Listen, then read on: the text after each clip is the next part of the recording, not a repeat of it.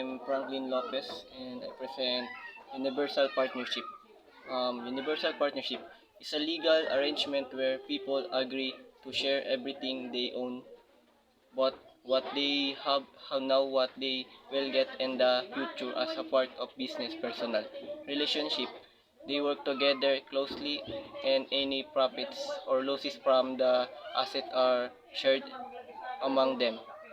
And then sa ano naman sir is particular partnership, also known as a special partnership, is a specific type partnership arrangement where individuals or entities come together for a particular or specific business purpose. Once the project is finished, the partnership may be terminated. Profits generated from the particular venture are shared among partners based on the terms of their partnership agreement. General partnership dito sir is two or more individuals or entities come together to operate business to profit.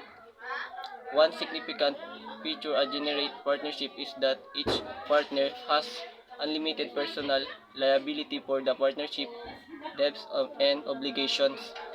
That this means that if the business cannot pay its debits or issue the personal assets each partner, such as their saving property, can be used satisfy those debits or legal claims.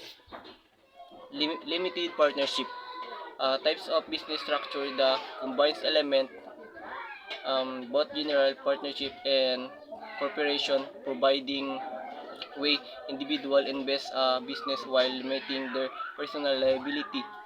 um, Limited partners are investors who contribute capital to the business but have limited involvement in its day-to-day operation.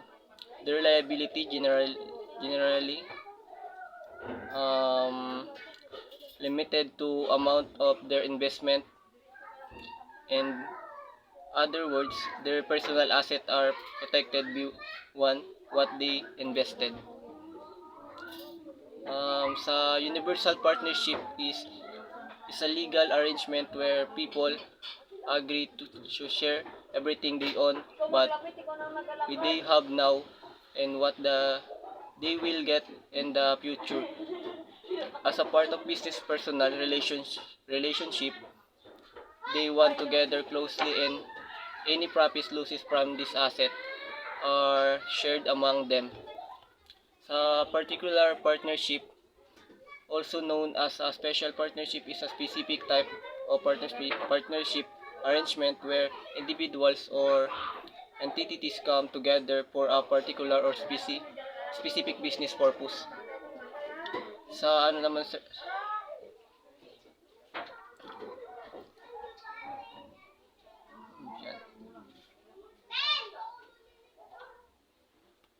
that's all. Thank you.